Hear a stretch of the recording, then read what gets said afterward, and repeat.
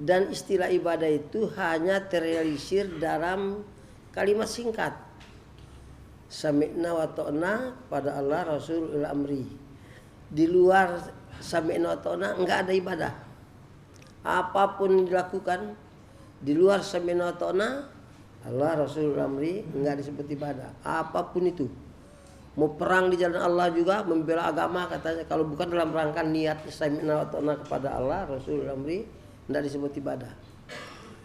Jadi ibadah itu adalah pembuktian sam'an wa ta'atan dalam kehidupan ini.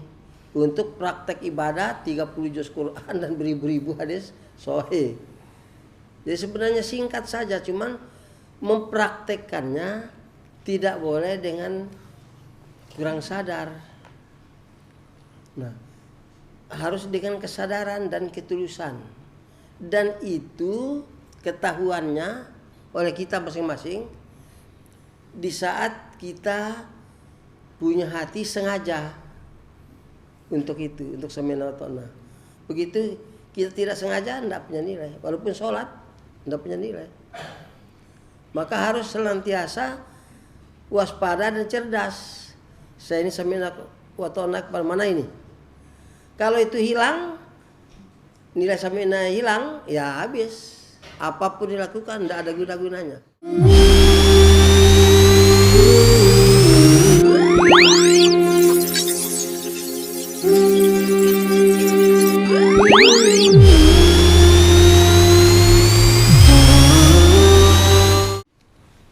Assalamualaikum warahmatullahi wabarakatuh.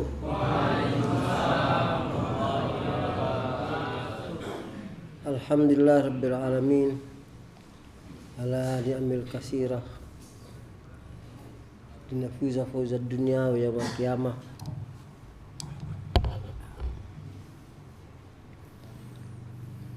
Fa inna kulla shay'in ilaihi yarji'un summa antum la tus'aluna amma kuntum ta'malun.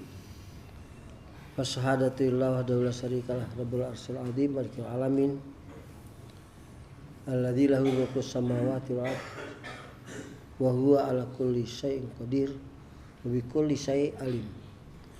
Wa anna Muhammadan abduhu wa rasuluhu alladzi ja'a bil haqqi wa dinil qawim wa hadana ila sirati rabbihil azizil hakim. Wa salawatullah wa salamuhu ala hadan nabiyil karim sayyidil anbiya wal mursalin sayyidina maulana wa habibina wa syafi'ina Muhammadin sallallahu alaihi wasallam wa alihi washabihi ajmain wa ala man ittaba'ahum bi ihsan ila yaumiddin. Amma ba'du. Baik ikhwani fiddin rahimakumullah.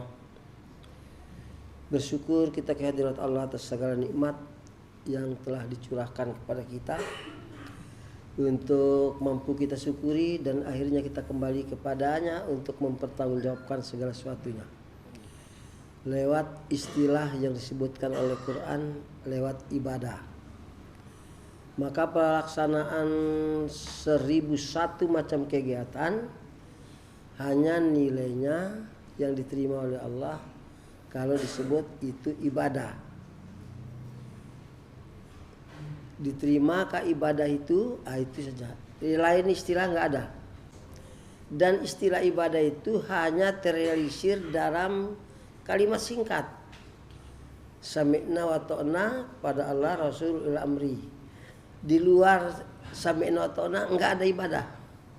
Apapun dilakukan di luar sami'na wa ta'na Allah Rasul amri enggak disebut ibadah. Apapun itu. Mau perang di jalan Allah juga, membela agama katanya, kalau bukan dalam rangka niat sami'na wa ta'na kepada Allah Rasul amri, tidak disebut ibadah.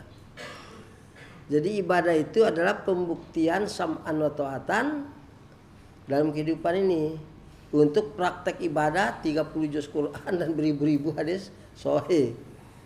Jadi sebenarnya singkat saja, cuman mempraktekkannya tidak boleh dengan kurang sadar. Nah, harus dengan kesadaran dan ketulusan. Dan itu ketahuannya oleh kita masing-masing di saat kita punya hati sengaja untuk itu, untuk sami'na wa ta'na. Begitu kita tidak sengaja, tidak punya nilai. Walaupun sholat tidak punya nilai.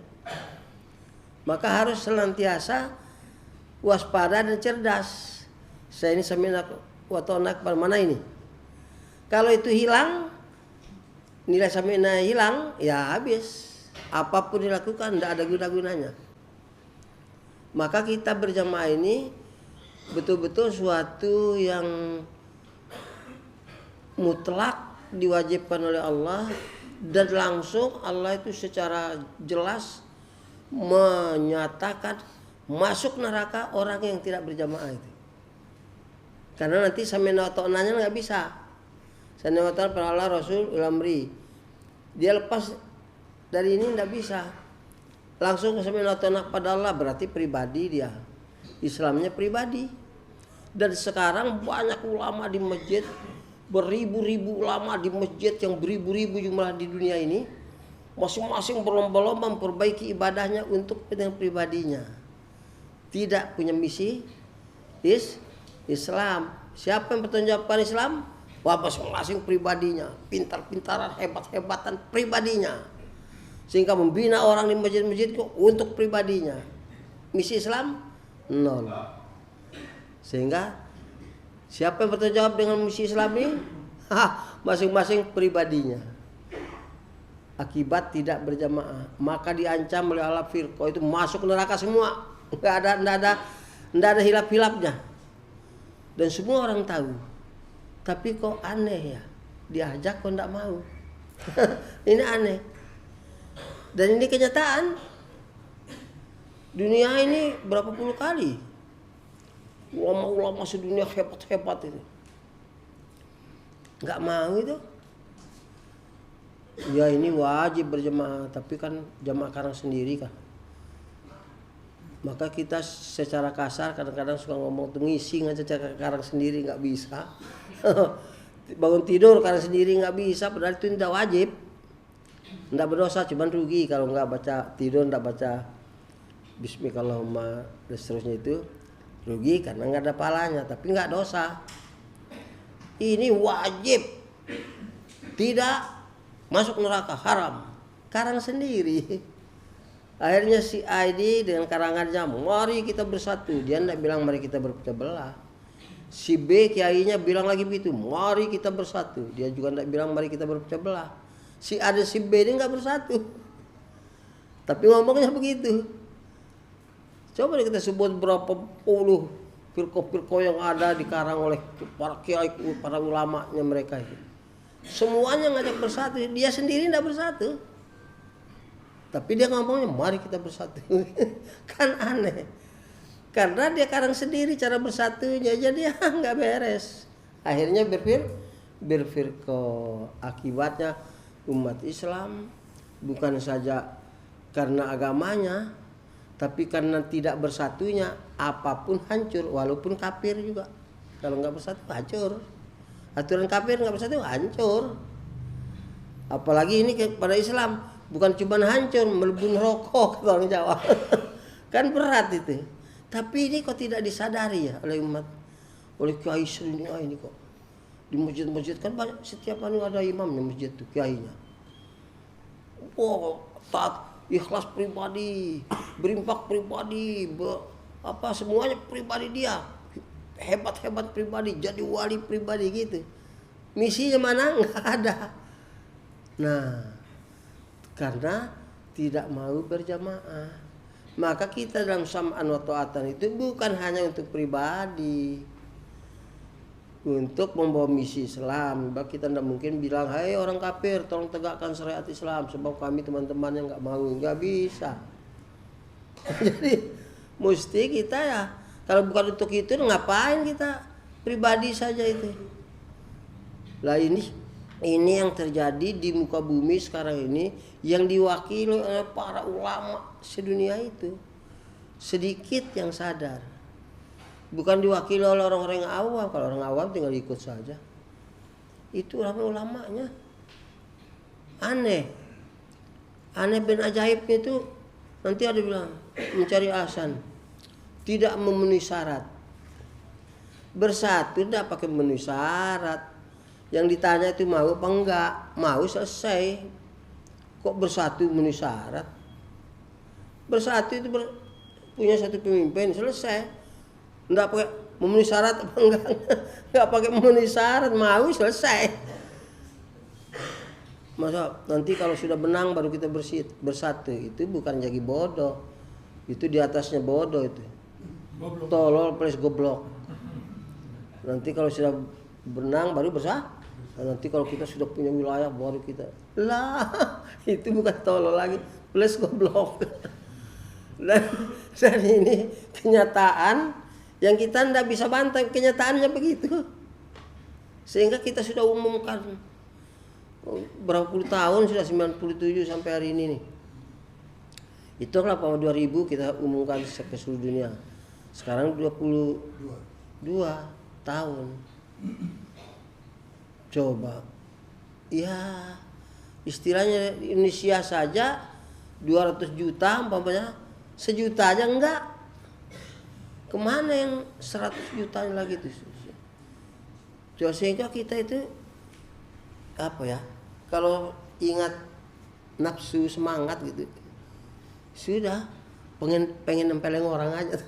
Cuma karena ya biasa bagaimana nggak bisa dipaksa, iman nggak boleh dipaksa.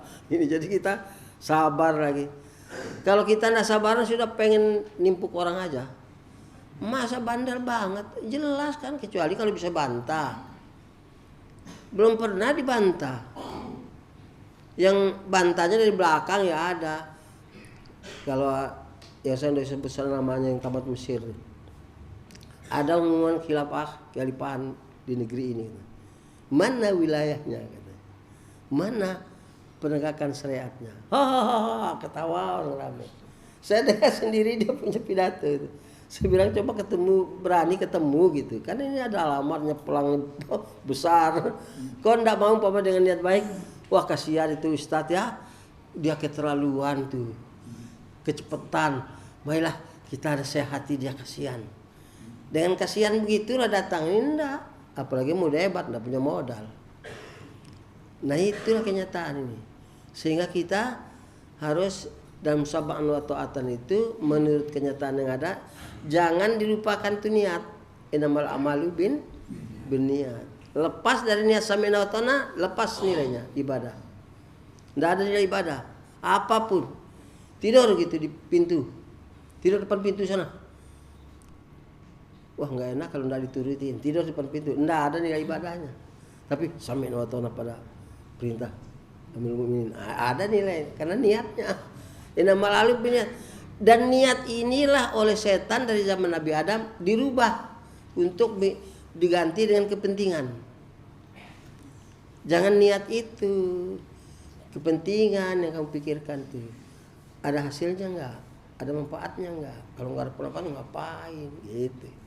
Ada kepentingan hidupnya nggak di situ? Itu yang kamu ingat. Jangan niat ibadah. Jangan ingat sama notoatan. Ingat kepentingan hidup, berhasil apa tidak? Nah, itu. Naudzubillah min dzalik. Beribadah kok diukur dengan berhasil dunia apa? Inilah dunia itu. Kalau berhasil diridhoi Allah, akhirat, iya dunia akhirat. Kalau itu tidak ada tandingan. Tapi kalau berhasil dalam arti hidup dunia ngapain? Nggak ada guna-gunanya. Berhasil tingkat apapun keberhasilan saking hebatnya, makan buang kotoran ngantuk tidur. Gagal segagal-gagalnya, makan buang kotoran ngantuk tidur. Itulah dunia. Jadi cacing juga gitu. Jadi kodok juga makan buang kotoran ngantuk tidur. Masih untung kerbau 7 keturunan ndak pening kepalanya, ndak masuk neraka. Makan buang kotoran ngantuk tidur. Kambing juga ndak pening kepala, ndak masuk neraka, masih untuk kerbau. Kalau kita ndak sami'na wa ta'ana itu betul-betul sebagai sesuatu yang mutlak ini, ndak boleh bergeser. Bergeser sedikit hilang nilainya, ndak bisa. So niat itu ndak boleh separuh gitu, ndak boleh. Pol. Maka orang Islam itu oleh Rasulullah diwajibkan belajar, haram. Tidak belajar itu dosa. Tapi belajar maksudnya untuk praktek ajaran. Kalau belajar ilmu-ilmu ya lebih kurang terserah lah itu, sunnah saja. Tapi kalau belajar untuk ibadah itu wajib mutlak. So khawatir dia nggak tahu kenapa kamu sholat 4 rakaat. Pak guru saya nyontohin gitu. Nah kan habis sudah. Enggak sampai nanya kepada siapa ini? Kepada Allah enggak, kepada Rasul apa bagaimana? Kita kadang-kadang kita lupa niat itu. Memang setan itu kerjaannya bukan menghilangkan kerjaan, bukan. Orang sholat bukan jangan sholat enggak ada gunanya, bukan begitu. Setan itu setan goblok. Dia nyuruh kita beribadah itu, tapi jangan diingat niatnya itu. Kamu itu yang rapi sholat itu baca ayat juga setan tuh. Qad aflahal mu'minuna alladzina hum ala sholatihim khashi'un. Fi sholatihim khashi'un, sholatnya khusyuk. Apa enggak lihat orang banyak ngelihat kamu. Nah, mulai. Jadi setan itu kerjaannya disuruh maju tapi niatnya itu jangan sampai nawatona semata-mata berharap idola, itu jangan. Dari zaman Nabi Adam alaihissalam. Inilah kita kalau enggak latihan enggak bisa. So saya sendiri itu kesal sudah puluhan tahun saya paham itu. Kemudian ngaca saja, apalagi ada yang assalamualaikum. Udah. Karena ada orang assalamualaikum kan di depan tuh. Enggak lagi bisa. Alhamdulillah Allahumma anta ahsanta khalifatin khulqi. Enggak sempat lagi. Ya sudah. Latihan begitu sampai di pintu itu kurang ajar iblis, balik lagi begini lagi. Latihan enggak berani latihan, banyak batalnya, banyak enggak ingatnya. Ini pengalaman berpuluh tahun saya sudah latihan untuk itu. Masih banyak lupanya, tapi lumayan lah. Artinya ya adalah pengimbangannya, artinya lupa-lupanya dengan ingat-ingatnya masihlah ada harapan. Tapi kalau tidak latihan, lupanya banyak betul. Iya. Banyak betul lupanya. Sebab itu memang maka Allah bilang sedikit yang masuk surga itu sedikit. Yang masuk neraka itu banyak. Itu Allah sudah bilang memang kalau Allah sudah tahu sifat manusia itu. Yaitu niat itu lupa. Padahal prinsipnya di niat itulah nilainya sesuatu itu. Bukan di tempat lain. Semua kerjaan apapun di niatnya itu. Umpamanya mau mandi gitu. Nah, dia apa itu? Menurut ilmu dia. Maka niat orang satu kerjaan beda nilainya menurut ilmu yang dia dapat. Walaupun satu kerjaan sholat zuhur 4 rakaat. Bagaimana niatnya? Mungkin sama-sama cari doa Allah tapi nilainya nanti lain menurut ilmunya. Maka yarfa'illahu alladziina aamanu minkum walladziina utul ilma. Derajat ibadah itu dengan ilmu. Maka kalau orang tidak belajar, tidak berilmu, awam lah gitu. Wah itu kalau dia ada latihan ya tambah jauh.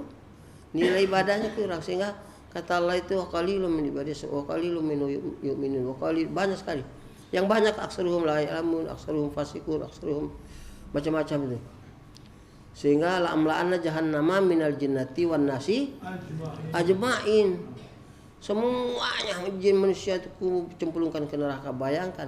Jadi kalau ada kecualinya, kalau ada istilah semuanya, kecualinya itu semuanya besok pagi ke lapangan. Kalau ada yang tidak ke lapangan tinggal berbotnya barangkali, tinggal sedikit. Tinggal itu tukang kuncinya yang lainnya semua. Ya Allah bilang begitu, semuanya jin manusia kucemplungkan ke neraka, bayangkan.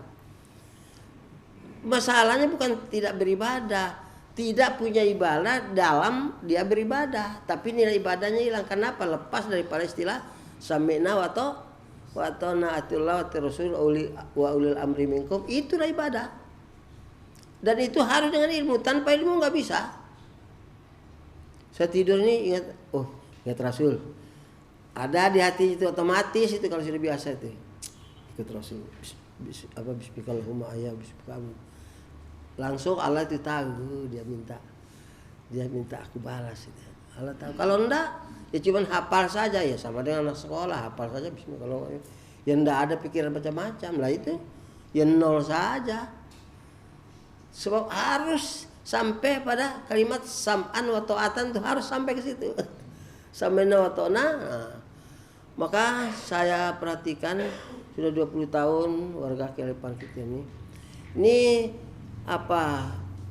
barangkali belum separuh yang matang di dalam kesungguhannya sam'an wa ta'atan itu. Sehingga dengan demikian tentu Allah kan maha tahu ya. Jadi untuk diberi amanat tuh Allah tahu, jangan sampai amanat beban tidak terpikul.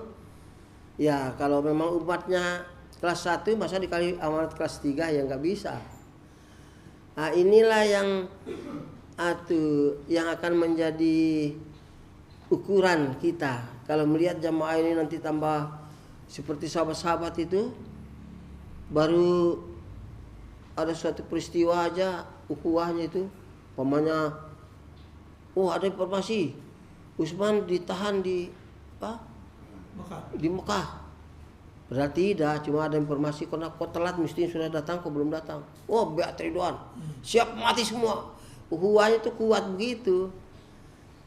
Kita kadang-kadang sudah ditempeleng orang juga belum siap mati.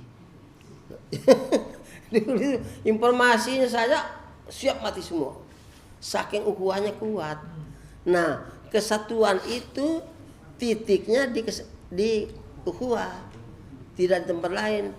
Kekuatan kesatuan itu di ukhuwahnya anggota. Nah, kesempurnaan ibadahnya di niat samaan atau taatan. Sebenarnya gampang sih itu. Prakteknya itu kalau tidak latih nggak bisa. Maka kita harus latihan. Jadi kalau saya buka baju gini, terus pakai baju, tidak pakai tangan kanan, terus Bismillah gitu ya, ingat Rasul. Itu dibuka lagi latihannya itu. Dan saya praktek, tapi saya pun banyak lupa. Tapi saya prakteknya gitu cara latihannya. Buka lagi, kurang ajar iblis ini. Buka lagi, baru Bismillah gitu. Harus berani latihan. Jangan sudah lewat, ya lewat terus. Nah itulah berjamaah itu.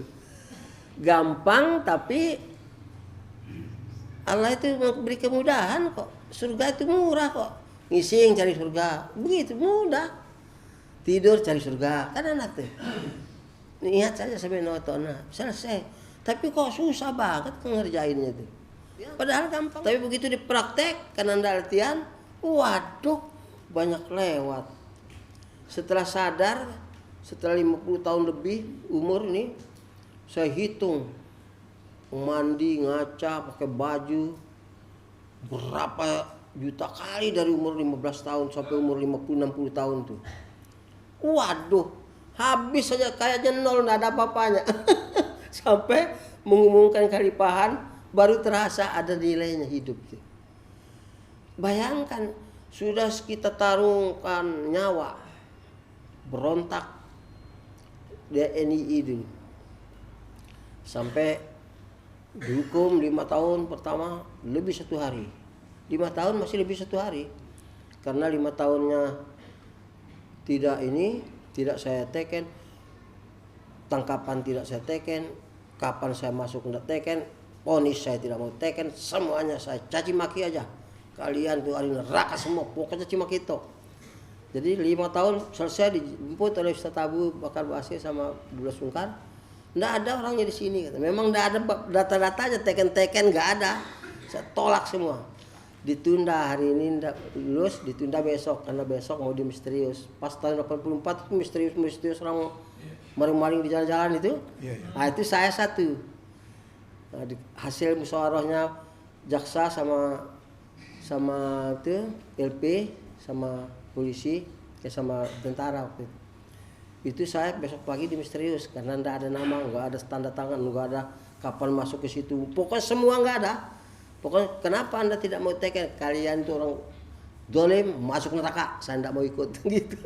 Saking kencangnya NII. Begitu besok saya pulang ya, kata si penjaganya, jangan bilang dari sini Pak Ustadz ya, bilang aja dari Ranto gitu kalau ada yang nanya. Oh ya, saya mau cari mana itu si pembunuh bayaran. Saya keluar, saya cek, enggak ada, karena ajal belum tiba. Kalau ajal tiba, ya udah kena itu. Nah, jadi kita tambah yakin, tidak bisa, jangan takut mati hidup itu. Kalau belum aja nggak bisa. Itu sudah sengaja hasil musyawarah dan saya jelas yang lapor itu yang ikut bahwa besok saya di misterius. Saya cari, enggak ada misteri, hilang. Karena aja belum.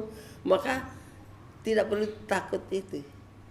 Maka begitu LP kelas 1 Semarang, begitu kita kejar itu. Satu LP polisi yang jaga pintu tuh hilang semua. Kosong dari pegawai. Saya bilang, kejar pegawai, sikat, takbir, lari semua. Belum pernah terjadi itu, cuma ada di Indonesia. Kita pikir kita ditembak mati. Enggak juga. Bahkan mereka lari kosong, laki perempuan semua kosong, LP nggak ada pegawainya. Ketakutan kita kejar. Nah, saya pikir begini hidup ini ya. Sampai begitu. Maka maksud saya mengerikan ini jadi bukan cerita tapi pengalaman supaya kita yakin betul sesuatu itu nggak bisa di luar ketentuan menurut ketentuan kita nggak bisa. Di luar ketentuan kita, menurut ketentuan Allah, apapun, mau mati, mau keadaan bagaimana, menurut ketentuan Allah, bukan menurut maunya kita.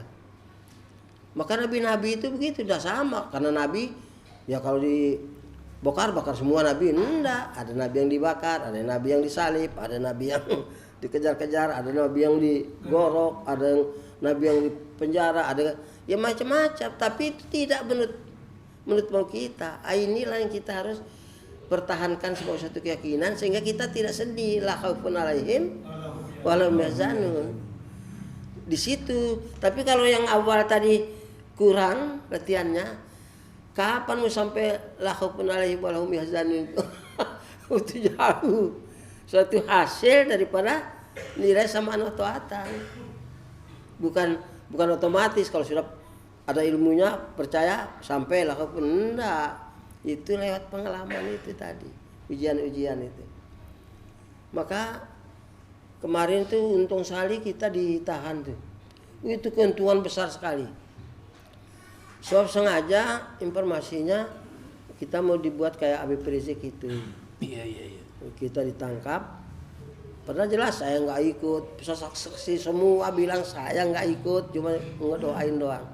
Tapi dijadi aneh juga karena informasinya dari mereka juga nanti ada alasan untuk membubarkan khilafah. Nah, seperti Habib Rizik. Jadi 3 hari diperiksa Densus 88 dari pusat. 3 hari. Wah, akhirnya saya terangkan. Ini akhirnya kesimpulannya bahwa kalian itu penjajah. Pakai demokrasi itu aturan penjajah. Orang zalim harus diganti dengan sistem khilafah. Saya terangkan. Kebetulan dia memang diutus yang bisa yang mengerti agama istilahnya. Dia yang tamat gontor yang dikirim itu. 88 tuh. Jadi karena dia bilang gitu, jadi kesempatan saya kan. Nah, jadi akhirnya malah disarankan terus. Ini bagaimana? Khalifah jadi menteri agama aja ya. Suruh jadi menteri agama. Saya bilang, nggak ada urusan itu. Ini kehidupan yang harus beat dulu. Saya bilang, ketawa dia. Saya suruh semua itu polisi itu yang meriksa itu, tidak ada satupun orang yang tidak ujungnya saya suruh beat. Dan semuanya tidak ada yang menolak gitu. Cuma maunya itu ditunda-tunda gitu. Tapi menolak itu. Wah nggak bisa karena gini, nggak ada satupun. Semuanya itu setuju. Akhirnya khilafah nggak boleh sebut-sebut di pengadilan. Pokoknya bukan berasa cuma karena berdoa. Jadi ketawa hakimnya. Saya bilang orang berdoa itu orang selamat malah dihukum. Ini aturan apa? Iya. Jadi di pikiran tuh ya Allah jangan sampai Ramadan lah yang penting.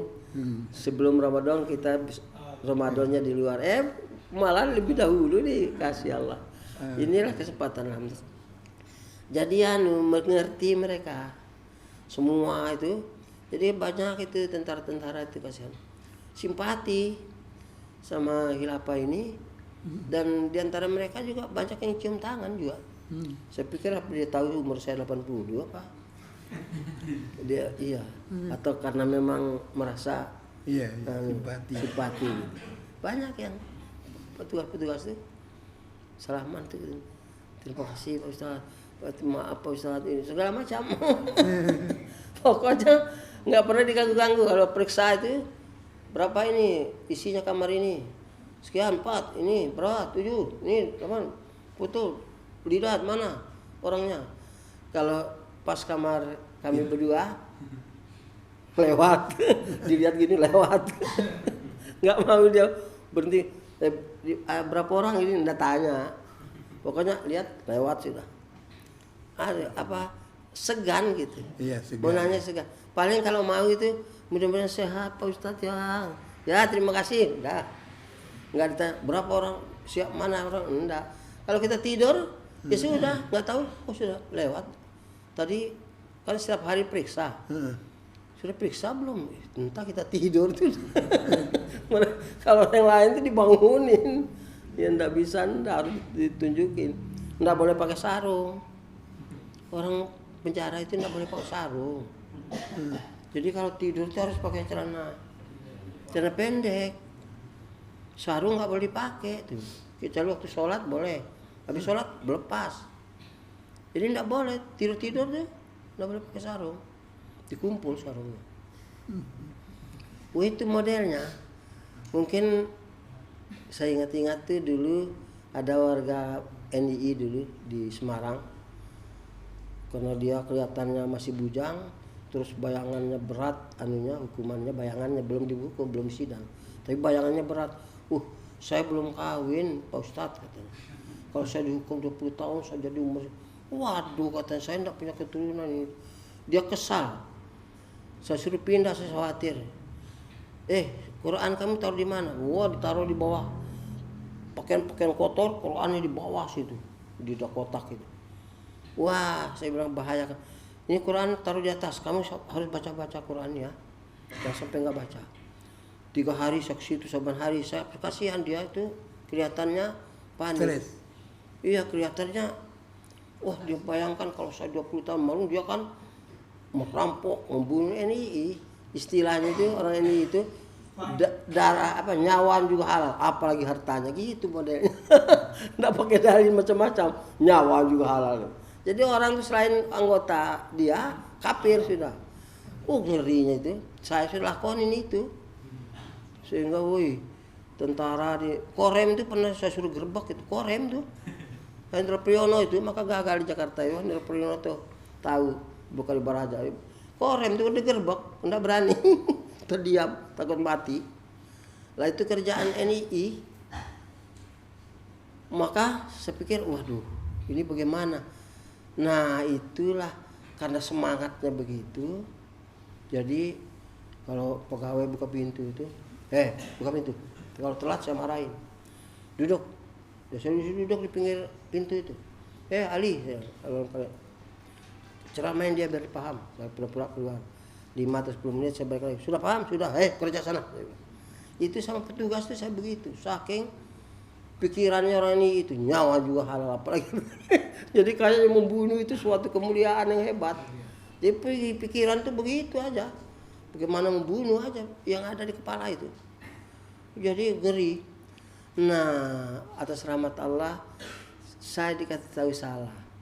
17 tahun saya dikasih tahu itu bahwa itu ancaman neraka.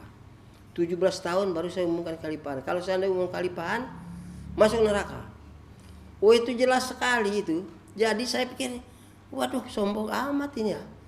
Saya adalah mengumumkan diri sebagai pemimpin umat Islam sedunia. Saya ini kiai bukan. Enggak masuk di akal, tapi ancamannya itu.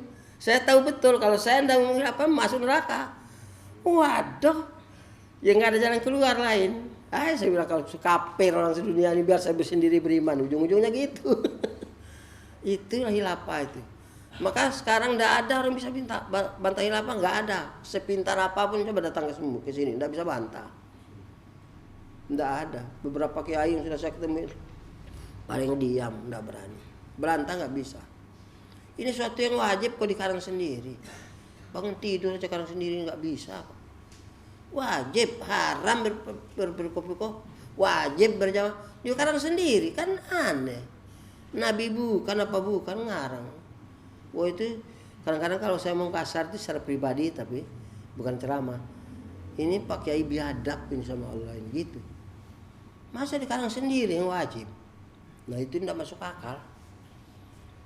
Siapa yang menyuruh kita bersatu melarang kita berpecah belah itu? Allah dan Rasulnya. tidak kasih tahu caranya. Online tidak benar ya. Kok cuma diwajibkan berjamaah tapi tidak kasih tahu caranya. Ini online tidak beres. Apa begitu? Yang nggak bisa, tidak ada yang bisa bintang hilafah, tidak ada. Cuma begitulah dibuat-buat. Mana wilayahnya, mana pelaksanaan syariatnya, mana ininya, mana itunya. Mau bersatu kok, mana ini, mana itu. Mau apa enggak bersatu, selesai. 2 orang juga jadi kok. Nabi itu sendiri datang 1, tunduk, 2 tunduk, 3 tunduk, terus. Tidak nunggu kuat. Untuk kuat itulah bersatu wajib itu. Nah, karena tidak maka hancur umat Islam di dunia, tidak ada nilainya. Dalam arti misi tidak ada, masing-masing pribadi, husuk pribadi, wah nyai pribadi, kalau dia punya harta berimpak pribadi, tidak ada urusannya dengan misi. Siapa menegakkan syariatnya? Ya nanti siapa tahu ada orang Kristen yang mau menegakkan syariat. Karena jadi seperti begitu ujungnya, karena tidak bawa misi, tapi Islam pribadi. Dan ini yang tidak dikehendaki, disebut pengkhianat oleh Allah itu karena Islam pribadi. An aqimuddin ala tafarraqu fi itu sudah dikasih ke bumi, ke langit, kemana-mana tidak diterima oleh manusia, itulah namanya jadi kayak sedolimnya itu, karena misinya hilang.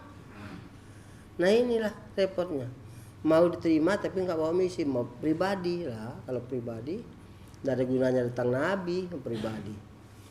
Ada memang nabi-nabi pribadi gitu, tidak wajib ditaati ya, banyak ribuan itu acara rahmat Allah, tapi kan tidak bisa menjadi langkah umat membawa misi Islam, tidak bisa.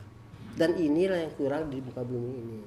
Yang ada baru di negeri kita ini, sedunia ini baru di negeri kita. Afghanistan kan sudah menang tuh, tapi bawa negara kan Afghanistan itu hitungannya. Kalau dia menghadapi Amerika gitu, Barat lah, dia mau berdiri sendiri gitu, nggak bisa kan negara satu menghadapi Barat Eropa, dia mesti minta bantu kepada yang bagian timur. Soalnya kalau dia berdiri sendiri, dia tidak punya pabrik ini, tidak punya anu, ya harus minta bantu sama blok timur untuk melawan blok Barat. Tidak mungkin, semua membawa firqah. Jadi makan tidak sah. Harus dia, kalaupun itu suatu kesalahan, dia harus bertobat dan mengumumkan kekhalifahan. Baru benar. Kalau enggak, percuma. Masa Islam rahmatan lil alamin ke negara didahului oleh Indonesia, Islam Nusantara. Iya kan negara, Islam negara kan. Nah, sudah terlambat. Nah, inilah yang tidak diketahui pada umumnya oleh ulama sedunia. Modal kita yang bodoh-bodoh ini aja yang paham karena praktek. Kalau nggak praktek ya nggak paham. Karena kita praktek sih, oh iya ya. Nah, ya mudah-mudahan lah dengan modal kita yang sedikit ini nanti Allah sempurnakan. Ya amin. Dan itu kuncinya harus benar-benar masing-masing tuh sami'na wa ta'na harus kuat gitu. Itu sudah dengan ilmunya sedikit tapi sami'na wa ta'na aja kuat. Dan ilmunya banyak tambah bagus lagi. Maka kata Rasulullah, surga itu 100 tingkat. Kalau neraka enggak pakai 100 tingkat. Neraka itu pintunya 7 sudah masuk panas semua, enggak ada yang dingin. Tapi kalau surga 100 tingkat menurut ilmunya. Jadi kalau saya bicara begitu, ikhwan kita jawab apa? Ya saya pokoknya tingkat paling bawah nggak apa-apa lah. Ya jangan, tingkat yang paling tinggi. Kalau gagal tingkat paling bawah nggak apa-apa, tapi jangan terus belum juga berjuang sudah tingkat paling bawah nggak apa-apa. Ya itulah, inilah khilafah ini arti sebagai sesuatu yang memang mutlak dan alhamdulillah kita berada di dalamnya. Tinggal ibadah kita lewat sama'an wa ta'atan dengan sengaja dan sadar, tidak boleh otomatis, harus sengaja. Saya sholat nih ikut Rasul nih atau ikut menurut niatnya, pokoknya innamal a'malu binniyat. Satu kerjaan beda anunya menurut persepsi niat yang ada dalam hatinya, maka ada 100 tingkat itu. Ya mudah-mudahan apa yang saya sampaikan ini bermanfaat kiranya. Nanti kalau ada yang tanya-tanya kemana ya bisalah sampaikan nanti. Tapi saya kira cukup itu poin-poin itu supaya kita betul-betul berlomba ke arah itu, bukan ke arah lain. Soal doa benar-benar menang benar-benar itu mah enggak, doa juga menang itu nanti kalau dimenangkan Allah menang juga. Tapi kerjaannya itu yang penting, mempraktekkan amalan kita itu yang penting. Menang kalahnya itu urusan Allah, terserah aja. Alhamdulillahirabbil alamin. Wa qulu qouli hadza astaghfirullahi wa lakum. Assalamualaikum warahmatullahi wabarakatuh.